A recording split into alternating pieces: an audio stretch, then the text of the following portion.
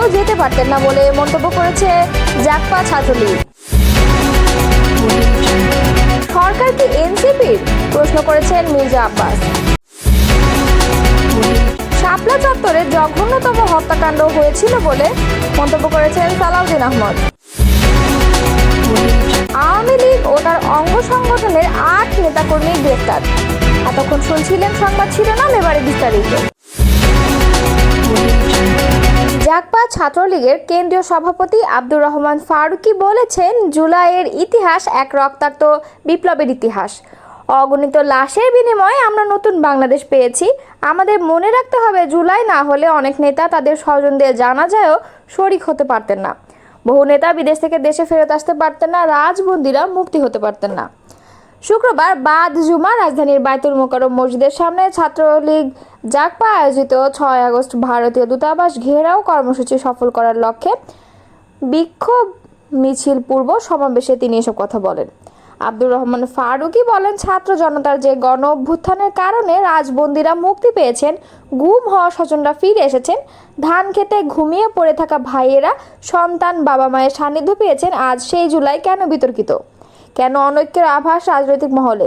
জাগপা ছাত্রলীগের সভাপতি আরও বলেন, আমরা মনে করি ভারতের শুভবুদ্ধির উদয় হবে এবং ফ্যাসিস্ট শেখ হাসিনার আগামী 6 আগস্ট ভারতীয় দূতাবাস ঘেরাও করার পূর্বেই বাংলাদেশে ফেরত দেবে।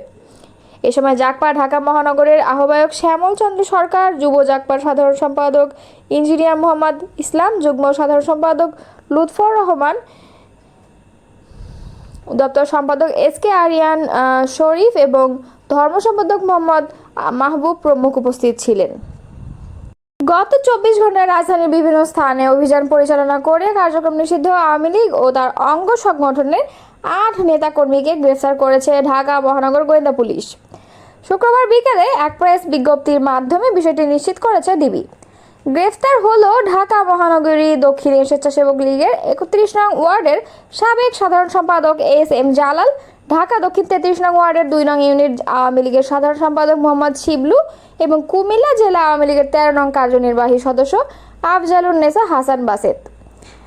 ডিবি সূত্রে জানা যায়, বৃহস্পতিবার বিকাল 5টায় মহানগর দক্ষিণের স্বেচ্ছাসেবক লীগের 31 নং ওয়ার্ডের সাবেক সাধারণ সম্পাদক এস.এম. জালালকে গ্রেফতার করে ডিবি লালবাগ জোনাল টিম।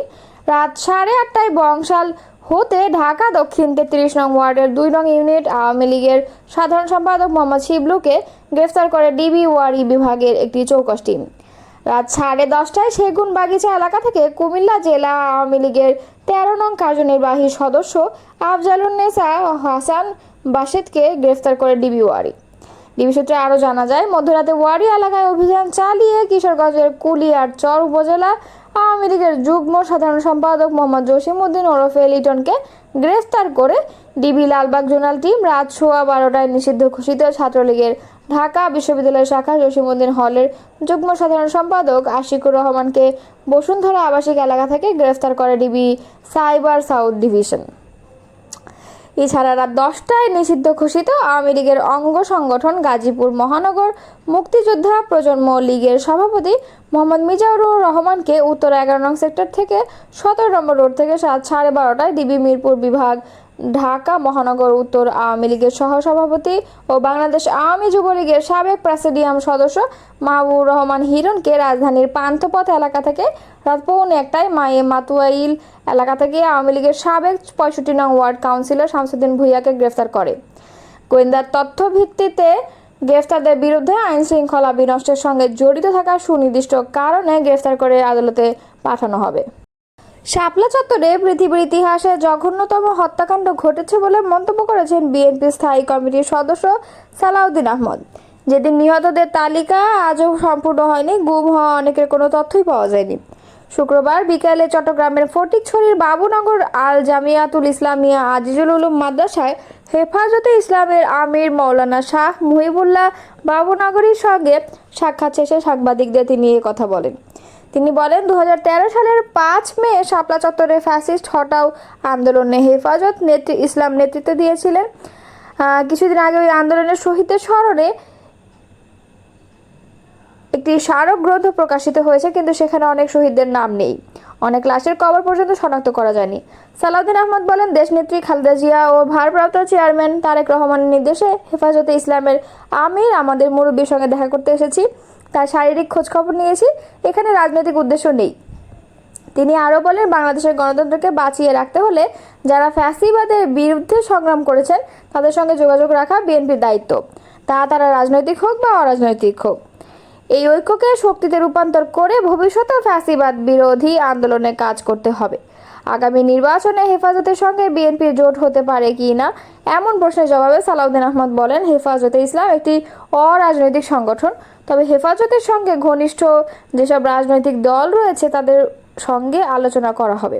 এ সময় উপস্থিত ছিলেন বিএনপির চট্টগ্রাম বিভাগীয় সহ সাংগঠনিক সম্পাদক মীর মোহাম্মদ হেলাল উদ্দিন, ফটিকছড়ি উপজেলা বিএনপির আহ্বায়ক আজিমুল্লাহ বাহার, উত্তর জেলা বিএনপির বিলুপ্ত কমিটি নেতা সরোয়ার আলমগীর, নূর মোহাম্মদ প্রমুখ। এর আগে দুপুরে হাটহাজারীর দারুল উলুম মঈনুল ইসলাম মাদ্রাসায় জুমা নামাজ আদায় করেন বিএনপি স্থায়ী কমিটির সদস্য নজরুল ইসলাম খান ও সালাউদ্দিন আহমদ। পরে তারা মাদ্রাসার মহাপরিচালক মুফতি খলিল আহমেদ কাশেমি ও প্রধান শাইখুল হাদিস শেখ আহমেদের সঙ্গে সাক্ষাৎ করেন এবং প্রয়াত হেফাজত আমির শাহ আহমদ শফি ও জুনায়েদ বাবুনগরীর কবর জিয়ারত করেন। প্রসঙ্গত, গত 20 জুলাই চট্টগ্রামে দেশ গড়তে জুলাই পদযাত্রা কর্মসূচিতে অংশ নিতে গিয়ে হাটহাজারীর মাদ্রাসায় গিয়েছিলেন জাতীয় নাগরিক পার্টির আহ্বায়ক নাহিদ ইসলাম ও নেতারা। তারাও হেফাজতের সাবেক আমিরদের কবর জিয়ারত করেছিলেন। অন্তর্বর্তীকালীন সরকার কি জাতীয় নাগরিক পার্টির সরকার কিনা তা নিয়ে প্রশ্ন তুলেছেন বিএনপি স্থায়ী কমিটির সদস্য মির্জা আব্বাস। তিনি বলেন, অবস্থা দৃষ্টিতে মনে হয় এটি সরকার বোধহয় এনসিপি সরকার। শুক্রবার বিকেলে এক সমাবেশে এনসিপির নেতৃত্বে সরকারের সব সুযোগ সুবিধা নিচ্ছে উল্লেখ করে তিনি এই প্রশ্ন তোলেন। মহানগর দক্ষিণ বিএনপির উদ্যোগে যাত্রাবাড়ির শহীদ ফারুক সড়কে জুলাই আগস্ট গণঅভ্যুত্থানের বর্ষপূর্তি উপলক্ষে শহীদদের স্মরণে এই সমাবেশ হয়। মির্জা আব্বাস বলেন, কি বলবো, এই সরকারের মাথা থেকে নিচ পর্যন্ত পচে গিয়েছে। অবস্থা দৃষ্টিতে মনে হয় এই সরকার বোধহয় এনসিপিরই সরকার। উপস্থিত জনতার উদ্দেশ্যে তিনি বলেন, কি মনে হয় আপনাদের? ওনারা যেখানে যখন যান প্রোটোকল পান, সরকারি protocol, police, BDR, army guard থাকে, সার্কিট হাউস থাকে, এমনকি সরকারি যানবাহনও পান। এমনভাবে বিষয়টা সাজানো হয় যে অমুক নেতা আসছেন, দেখে রাখবেন। ভাই, আমরা তো বহু জায়গায় যাই, বহু গেলাম, কই আমরা তো পাই না। আমরা তো মন্ত্রী ছিলাম বহুদিন, ঢাকার মেয়র ছিলাম, কই আমরা তো পাই না সরকারি প্রোটোকল। মির্জা আব্বাস বলেন, এই সরকারের বয়স 10 থেকে 11 মাসের বেশি হয়ে গেছে, এখন পর্যন্ত স্বৈরাচারের দোষরদের একজনেরও বিচার করতে পারেন নাই। হত্যাকারীদের গ্রেফতার করেনি, বহু লোক দেশ ছেড়ে পালিয়ে গেল আরামের সঙ্গে, আপনারা বিচার করছেনই না। সরকারের প্রতি প্রশ্ন রেখে তিনি বলেন, আমি বলি 11 মাস কি কম সময়? এটা বেশি সময় না, কিন্তু কম সময়ও না। 10 মাসে একজন গর্ভবতী মা শিশুর জন্ম দেন, আপনারা একটি নতুন বন্দোবস্তে জন্ম দিতে পারলেন না। শহীদদের রক্তের বিনিময়ে আজকে কি পেয়েছি আমরা? অনেকে টাকার কুমির হয়েছে, যাদের ঘরে একসময় খাওয়া ছিল না তারা কিছু খাওয়া পাচ্ছে। এ সময় কেন শহীদ পরিবারের সদস্যরা এখনও সরকারের সহযোগিতা পাচ্ছে না তা নিয়ে প্রশ্ন তোলেন তিনি। সংস্কার প্রসঙ্গে মির্জা আব্বাস বলেন, আমি খেয়াল করলাম যে যখন আলোচনা হচ্ছে, ঐক্যমত্য কমিটির আলোচনা হচ্ছে, সেই আলোচনার পরে কিছু কিছু নেতা বক্তব্য রাখেন, বিএনপি নেতাদের কটাক্ষ করেন। অনেকে আছে আবার আমাদের বিরুদ্ধে, তারা কথা বলছেন বিভিন্নভাবে, আমাদের কটাক্ষ করে, আমাদের সম্মানহানি করে কথা বলছেন, যাদের 5 আগস্টের আগে জীবনেও কোনোদিন মাঠে দেখা যায়নি। মির্জা আব্বাস বলেন, আমরা 17 বছর মাঠে ছিলাম। অনেকে বলেন 17 বছর কোথায় ছিলাম? আরে ভাই, 17 বছর কোথায় ছিলাম এখানে আমি যদি কাউকে জিজ্ঞাসা করি, সে বলবে 17 বছর জেলে ছিলাম। এত বছর আন্দোলন করেছি, এত বছর রাস্তায় কাটিয়েছি, একদিনেও শেখ হাসিনার পতন হয়নি। মির্জা আব্বাস বলেন, আমি নির্বাচন নিয়ে একটি কথা বলতে চাই। নির্বাচনের কথা আমরা প্রথম থেকে বলে আসছি, তখন থেকেই আপনারা বলছেন নির্বাচন করা যাবে না। আরে ভাই, নির্বাচন করা ছাড়া দেশ চালাবে কিভাবে? নির্বাচন নিয়ে এত গড়িমসি কেন আমি বুঝতে পারি না। আমি একটা জিনিস বুঝতে পারি, জাস্টিস ডিলাইড ইজ জাস্টিস ডিরাইড, অর্থাৎ বিচারক যদি দেরি করে বুঝতে হবে বিচারক রায় ভালো দেবেন না, এটা আমরা ভালোই বুঝতে পারি। তিনি বলেন, আমি ওনাদের বলবো আর দেরি করবেন না, আমরা জানি দিন ঘোষণা দেবেন, তারিখ ঘোষণা দেবেন, এর পেছনে আপনাদের আবার কোনো ষড়যন্ত্র তত্ত্ব লুকিয়ে আছে, আল্লাহই ভালো বলতে পারবেন। আমি সন্দেহ করি যে এই নির্বাচনী ঘোষণার পিছনে অনেক ষড়যন্ত্র আছে, এরপরেও ষড়যন্ত্র আছে। বিএনপির এই নেতা বলেন, আমি এখনও মনে করি নির্বাচন সুষ্ঠু না হওয়ার জন্য যত প্রক্রিয়া আছে তারা সেগুলো করার চেষ্টা করবে। এ সময় নির্বাচনে যে কোনো ষড়যন্ত্রের বিরুদ্ধে জনগণকে ঐক্যবদ্ধ থাকার আহ্বান জানান মির্জা আব্বাস।